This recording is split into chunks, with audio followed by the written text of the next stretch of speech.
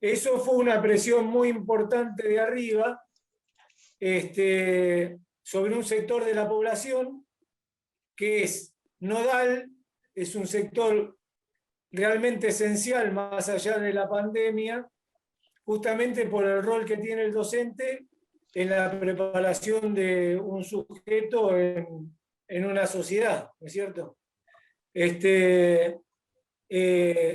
Toda la población docente en ese sentido fue afectada, y lo que decía es, bueno, hasta dónde un dicho desafortunado, más allá de que para quien lo haya dicho habrá tenido su fundamento ideológico, genera consecuencias graves, porque hubo todo un sector que como parte del sector docente después terminó eligiendo un gobierno que nos generó una crisis mucho mayor de la que teníamos. Quiere decir que el rol del docente, no solamente del delegado, no solamente tiene características de lucha reivindicativa, sino que necesita estar muy plantado en el plano político para poder lidiar con medidas de la macroestructura desde lo político que afectan al trabajador, y a la vez con un gobierno que tenía una base popular grande y que lo que decía era tomado por una parte de la población. Por lo tanto, los docentes habían pasado de ser trabajadores sumamente valorados a ser trabajadores sumamente cuestionados. Entonces ahí el trabajo meramente reivindicativo de un delegado se complejiza, porque lo que hay que hacer es empezar no solamente a luchar por una mejora en la situación laboral del trabajador, sino por empezar a pelearse con un estigma que se intentaba imponer, que era: son unos vagos que elaboran menos que nadie, cobran mucho mejor que muchos, y su tarea es totalmente cuestionable. Entonces eso dificultó. Vos decías antes, bueno, en el docente, decías Hernán, el docente también dejó de cumplir con su rol específico porque tuvo que hacer muchas otras cosas que enseñar. Bueno, eso fue estructurado primero por un cambio de identidad. En ese caso hubo una deformación del rol del docente en función de su rol esencial, que es ofrecer conocimientos a través de las técnicas y de los conocimientos que adquirió él para ofrecerlos y transmitirlos de una manera. Pero eso fue estructurado a su vez por un cambio de identidad institucional que sufrió la escuela, cuando en este país en los 90 se estructura la desocupación de millones de trabajadores, y las escuelas pasaron de convertirse en instituciones esencialmente de enseñanza a instituciones esencialmente de contención social de familias destruidas, que después de 25 años hoy tenemos docentes que hicieron la escuela comiendo en el comedor de la escuela. O sea que ellos mamaron la deformación institucional de la escuela como institución de enseñanza y la experimentaron, o sea que se invistieron de una escuela que no tenía como rol esencial la enseñanza, sino que un pibe no se desmayara el lunes porque no había comido el fin de semana. Esto que sigue pasando de largo, sobre todo en lo sindical, es decir, en lo sindical de la escuela, me parece muy importante tomar estas cosas, porque naturalizar lo que está mal, lo único que hace es ayudar a que ese malestar siga generando los frutos que quiso generar para quienes lo implantaron, y en desgracia de quienes lo padecemos. Entonces, siempre hay que develar esas situaciones cuestionarlas y modificarlas. Las escuelas tienen que dejar de ser comedores, no solamente porque es un hecho de injusticia social absoluta, sino por las deformaciones de los roles de la institución y por los riesgos que ponen a un docente. Por ejemplo, en una escuela del barrio, cercana a la sala, hace unos años se muere un chico mientras que estaba comiendo. Lo primero que se difundió fue que el chico se había muerto porque se había ahogado. Después se determinó que había sido una muerte súbita en una nena de 11 años. Pero nosotros desde la sala, porque la directora estaba en el pluriempleo siendo directora de otra escuela, pasa desesperada al mediodía a buscarnos por acá, la nena ya había fallecido, y cuando se llega a la escuela, una de las primeras cosas que nosotros nos preguntamos, porque no lo sabíamos, Matanza tiene 700 escuelas, y una desproporción total con el crecimiento de las salas, o sea, las escuelas pudieron contener mucho más la explosión demográfica de Matanza que lo que hace a la salud pública de Matanza. En esa desproporción brutal, nosotros nos preguntábamos, los docentes que controlan un comedor de niños, donde comen en cualquier escuela de los barrios acá, tienen una matrícula entre, si no son de jornada completa, y son 2 jornadas, entre 800 y 1.300, 1.400 chicos. O sea que un comedor es de 600 pibes. Una docente, además de su experiencia en su casa y de una fiesta donde reunió a 30 personas, ¿tiene idea de cómo supervisar una comilona de 500 niños? ¿Tiene idea de una maniobra para desahogar a un chico que se le atravesó un hueso en la garganta? Es decir, ¿se pensó en que se podía morir un chico en esas condiciones? ¿Y en quién iba a liberar la angustia de las cocineras, de quienes servían la comida y de los docentes que no podían hacer nada viendo que se les moría un chico ahí? Es decir, ¿cómo es la salud mental de un docente que después de que le pusieron las máquinas a los colectiveros, pasaron a ocupar los primeros requirentes de licencias psiquiátricas?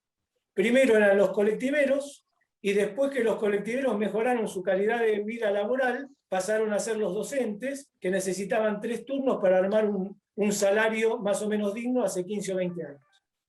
Entonces, me parece que hoy el delegado docente tiene, nosotros con Machuca hemos trabajado mucho por mi lugar como psicólogo social y por estar en una sala con una estrecha relación con su comunidad, porque construyó esta sala la comunidad.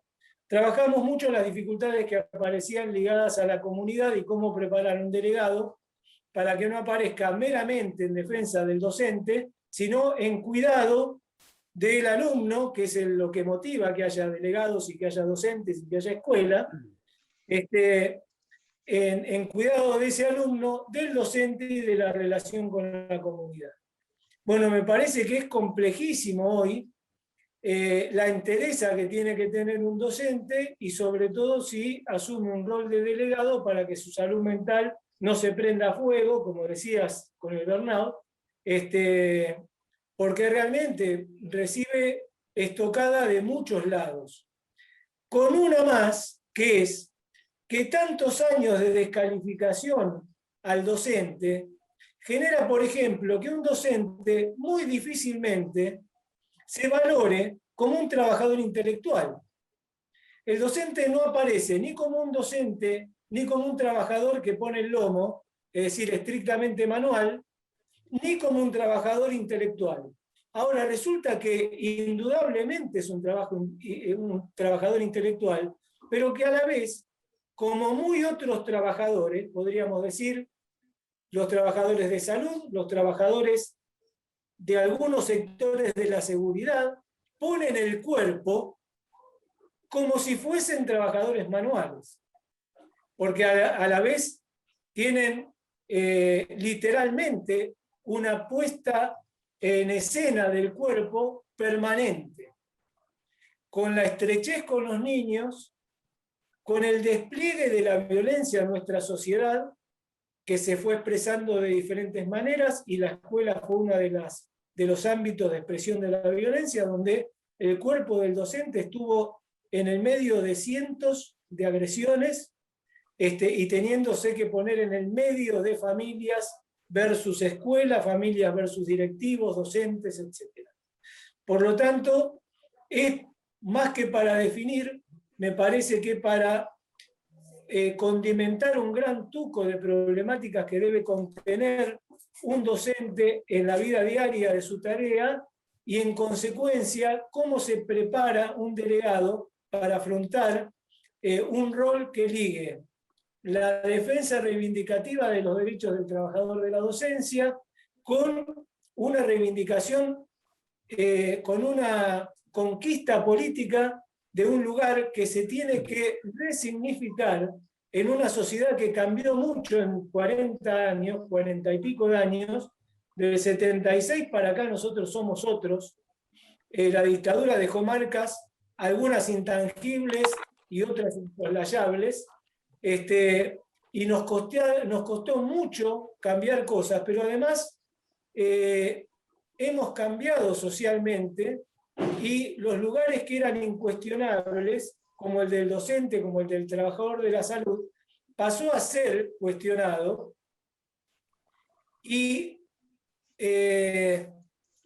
contradictoriamente pasa a ser cuestionado el docente cuando se hace cargo el docente, y esto creo que fue una marca de la Marcha Blanca del 85, cuando pasa a hacerse cargo el docente de que la maestra no laburaba más para darse el gusto y el marido la mantenía, sino que como jefa de hogar había pasado a ser el sustento principal de su casa, y para eso tenía que encontrarse a fin de mes con un salario que le rindiese para parar la olla. Todo ese cambio de identidad, y estamos hablando de casi 30 años para atrás, es algo que hay que poner en la mesa para redefinirnos como trabajadores de la educación, de la salud, y en función de eso, qué tipo de delegados necesitamos ser. Vos, Hernán, sos delegado en tu ámbito, yo acá en la sala, y a la vez soy representante sindical de la sala.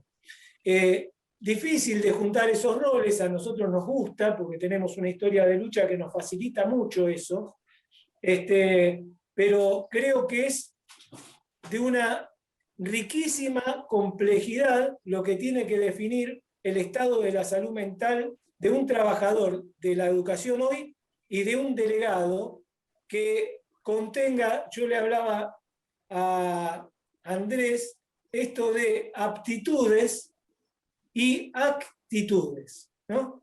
Es decir, uno tiene determinadas aptitudes que fue construyendo como seres sociales a lo largo de su vida, que le sirven para tener una comunicación que facilita el encuentro con otros, que tiene interés por el otro, que tiene interés y se da cuenta de que su intervención sirve y es de alguna manera fácil de decodificar, es decir, una buena relación entre emisor, interlocutor y mensaje. Creo que esas son actitudes, aptitudes que como base deberían ser parte de un compañero o compañera que pretende ser delegado, porque tiene que contener cuestiones en la comunicación. Y después, actitudes que hay que crear, si no están, porque se aprenden, basadas en esas condiciones que socialmente demuestra un docente que tiene. En el caso de un delegado docente, creo que se puede aplicar a cualquier ámbito o rubro en el que pensemos en un delegado. Me parece que como condiciones personales o subjetivas, el tema de el interés por el otro y el cuidado en el trato de la comunicación son condiciones necesarias y además interesantes, porque creo que forman parte de la mayoría de nosotros. No me quiero extender más, pero me parece que son algunos ejes. No, pero... Sí, Roberto, te escucho. Y después me gustaría agregar algo a esto muy, muy importante que dijo Sí. Hugo. Muy bien, Roberto. Sí, para ir profundizando un poquito más el tema, ¿sí? Porque justamente ustedes dos estaban hablando, perdón, Hernán y Hugo, perdón, el tema de la resignificación que se fueron dando, digamos, a lo largo de un periodo hasta aquí del rol de la escuela. Y eso también fue cambiando el rol, digamos, docente y el rol del delegado. El tema este de la pandemia, muy bien ustedes han significado el tema del encierro, el tema del no contacto, ¿sí? El tema, digamos, problemático social, ¿sí? Esencial de la escuela. Pasamos de ser héroes a villanos. Ahora bien, el tema es que dentro de la misma docencia también se fueron dando y acomodando nuevos roles, ¿sí? A tal punto, digamos, de que hoy en día, por ejemplo, en este último tiempo, estaba el rol político, ¿sí? Que si el docente tiene que apoyar o no tiene que apoyar, digamos, el tema del encierro, el tema de la presencialidad. Si buscas presencialidad, ya sos de tal tinte político. Si no haces presencialidad, sos de este tinte político. O sea, a tal punto que dentro de la docencia, en un margen muy pequeño, se dio esa división también. Yo voy a clase no por mi vocación, como decía Hugo, sino porque pertenezco a tal partido político o estoy a favor de esta ideología política. A tal punto de que dentro de las docencias muchos se lo han llegado a creer, y el delegado pasa a un término, ¿sí? También problemático, en el sentido, este delegado apoya el ir a dar clases, entonces está a favor de este color político o de este gremio político. Fíjense cómo se fue dando digamos,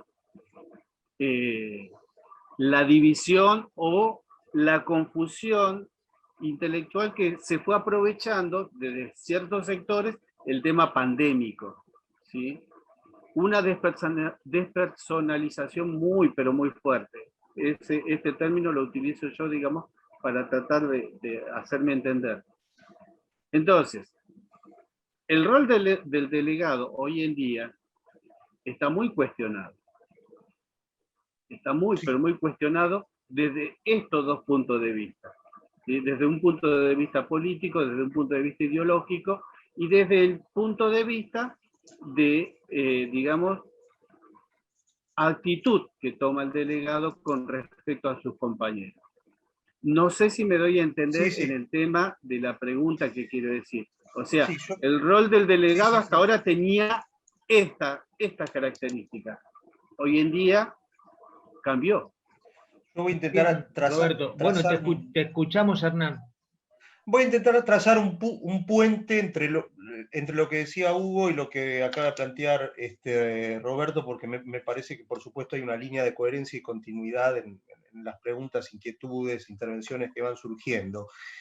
Me gustaría agregar, primero, es muy interesante esto que hablaba Hugo del rol institucional, de cómo se ha desvirtuado y resignificado el rol institucional de la escuela en esto de escuelas comedores, y con todas estas problemáticas que muy bien describía Hugo, donde a veces al docente se le cargan tareas, como por ejemplo puede ser hasta de primeros auxilios si un nene se ahoga comiendo y se traga un hueso, y que no puede y no tiene por qué saber cómo, porque para eso es docente y no es enfermero ni es médico de primeros auxilios, y después tiene que cargar inclusive, como bien ponía el ejemplo trágico en su experiencia Hugo, con la culpa de no haber podido salvar a un nene que se tragó un hueso, si se muere ahogado, ¿no? Fue la burbuja.